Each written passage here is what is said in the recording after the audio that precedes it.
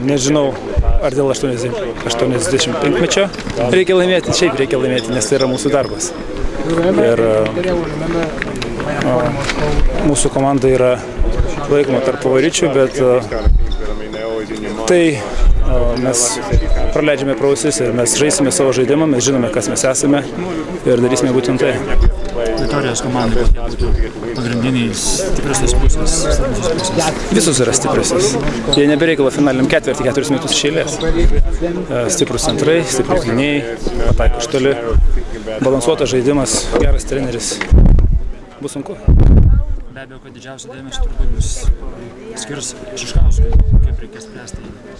Žiūrėsim, kam skirs. Žinoma, Rumūnui skirs. Jisai paskutiniu metu jau ir ilgai, ne tik paskutiniu metu. Jisai žaidžia labai gerai. Bet manau, jie turi irgi neblogą žaidimą planą, kaip su mumis žaisti. Pasižiūrėsim, kaip gausis. Šiškauskas yra tarp 10 žaidėjų užimtų į 10 Eurolygos, kaip manote, ar jisai yra labiausiai vertas būtent MVP vardo iš tų 10 žaidėjų? Šitame lygyje visi žaidėjai yra verti, tie, kurie yra 10-tukė, bet viskas spręsis, kaip sužais dabar finale.